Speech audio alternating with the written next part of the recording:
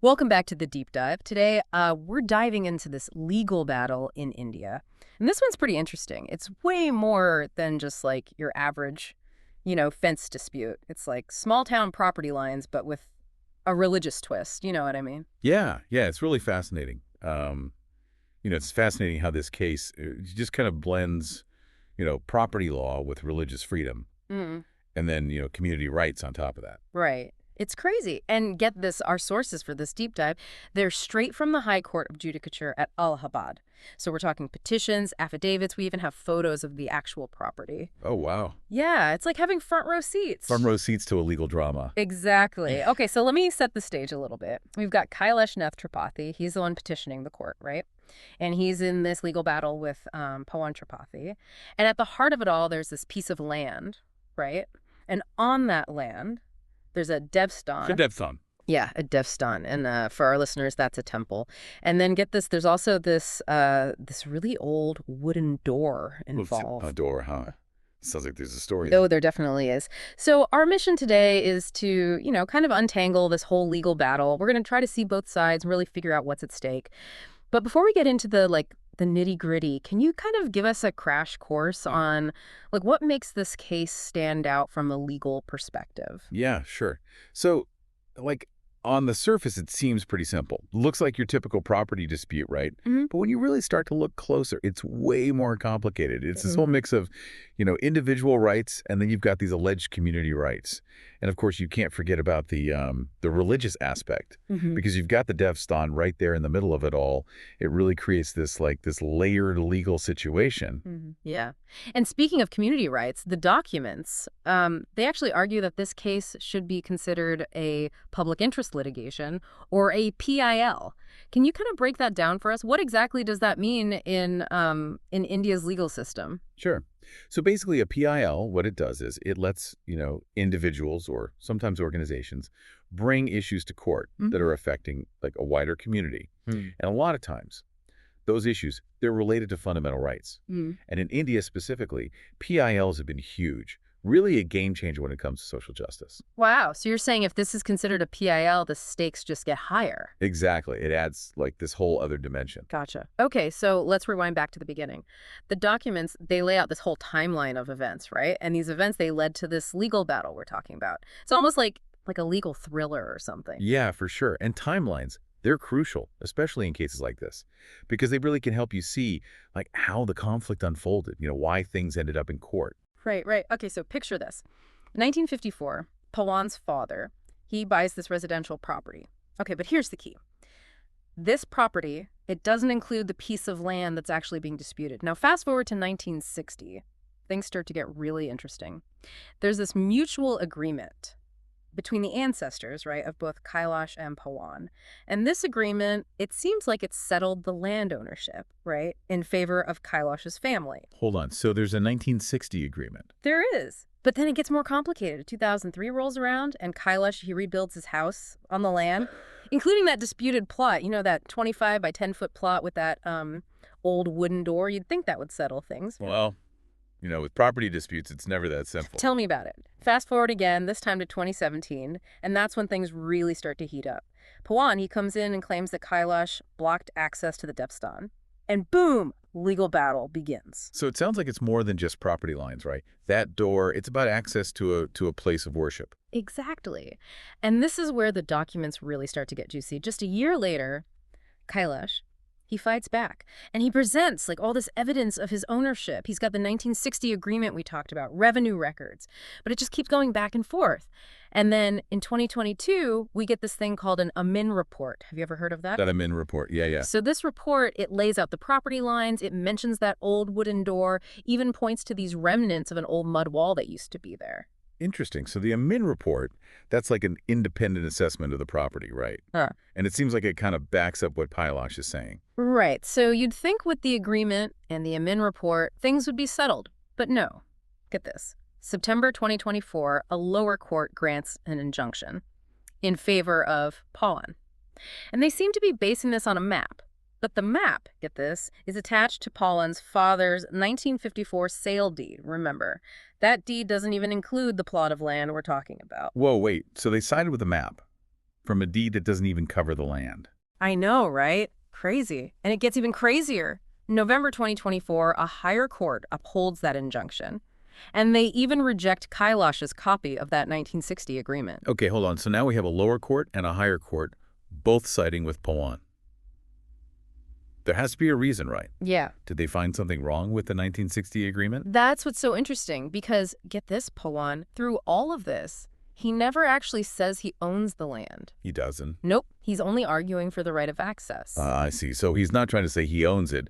He's going for what's called an easement. Exactly. Yeah, so basically a legal right to use someone else's land for a specific purpose. Right. And Kailash, he's not letting up. In his petition, he's bringing up all sorts of things. He's questioning whether the lower courts even had the authority to hear, PILs in the first place. He's talking about the burden of proof you need for injunctions, the whole concept of easements under Indian law. He's even saying there might be abuse of the legal process going on. Wow, he's covering all the bases, isn't he? It just shows how complex this whole thing is and all the different, legal avenues he's trying to use to protect his property rights. And get this, this is like straight out of a soap opera. Kailash claims that Pawan actually tried to demolish that wall, the one with the door, while Pawan was building his own house. Oh, wow. I know, right? It's like, what happened in the past? Could that actually, sway the court's opinion in this whole thing? Yeah, it could. I mean, past behavior, that can definitely play a role in how the court sees things. Okay, so we've got the 60 agreement, the Amin report, this whole wall demolition thing. What does it all mean? Well, it seems pretty clear that there's way more to this case than we initially thought. It's like all these layers, all this history, the legal arguments, and then you add in the potential for some personal drama on top of it all. Yep. It's going to be interesting to see how the court weighs it all. And then there's this detail about the width of the passageway, right? Pawan, he's saying it's 6 feet wide. But that Amin report, it suggests it's actually double that, 10 feet wide. Could that actually, legally matter? That difference? That's a huge difference. Makes you wonder, right? Is someone measuring wrong? Or maybe, exaggerating things a bit? Yeah, it does make you think. Because, when it comes to property disputes, accurate measurements, they're crucial. I mean, a difference like that could really bring into question Pawan's whole claim about, the easement and all that. And then there's that whole thing with the photocopy, the 1960 agreement. Remember, the court just, tossed it out. How often does that even happen, that they just reject evidence like that? Well, the courts, they have, very specific rules about what kind of evidence they'll accept.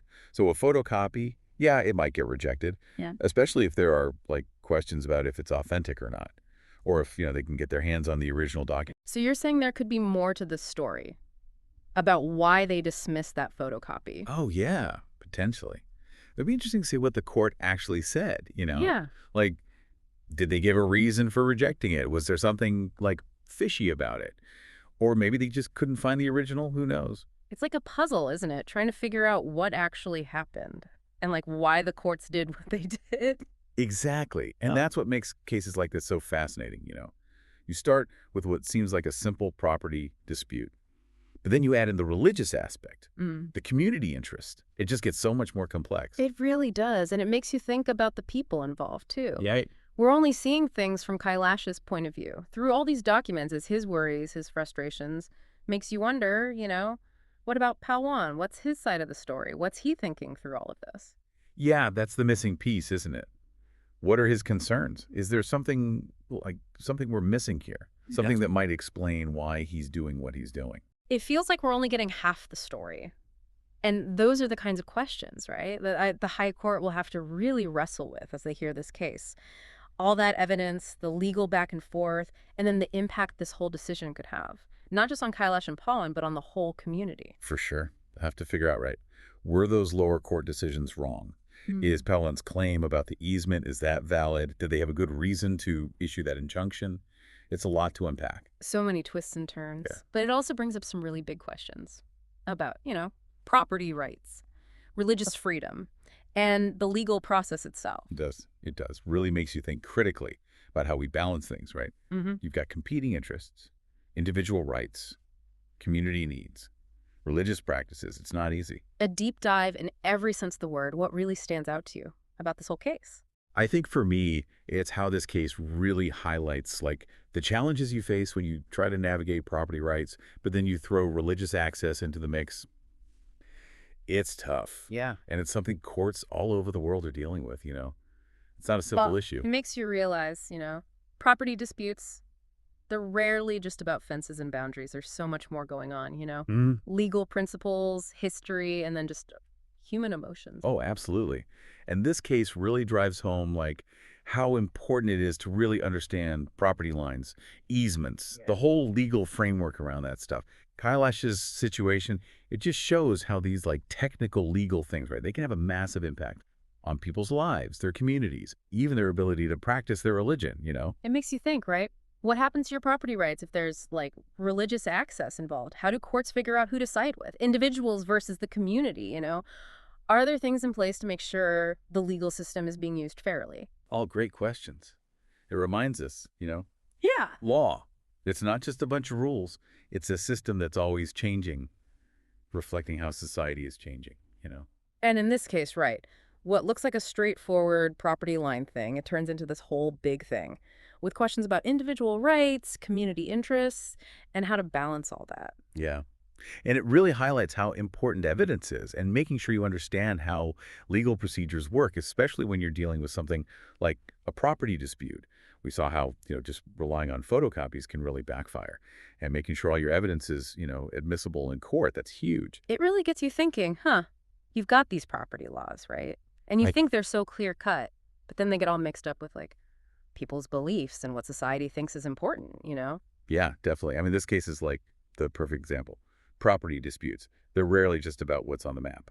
It goes so much deeper than that. So as we wrap up this whole deep dive, what would you say is the big takeaway for our listeners? That's a good question. I think, understanding property rights is huge.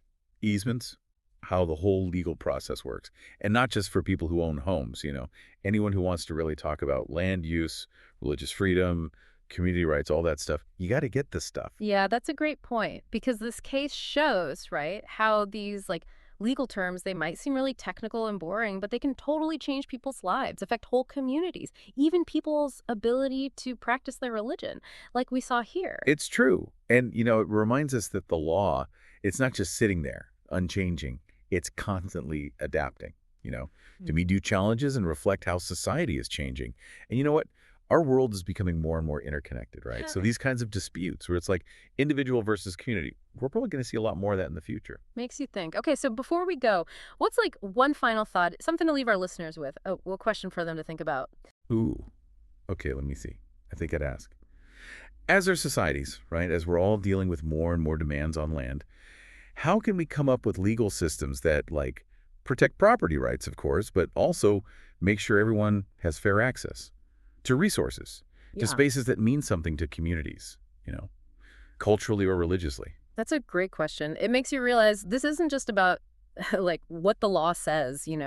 It's about the bigger picture, the social and ethical stuff that comes with managing land and resources, especially in a world where, yeah, like you said, what people want, it often clashes with what the community needs. Right. We need to think carefully about this stuff, talk about it openly, and really commit to finding solutions that work for everyone, that respect individual rights, but also what's good for the group. Absolutely. Law, it's not just about settling arguments. It's about making a society that's fair for everyone. Couldn't have said it better myself. Well, on that note, I think we'll wrap up this deep dive. Thanks for joining us on this journey, everyone. It was quite a legal battle, right? And like always, keep exploring, keep asking questions, and keep diving deep.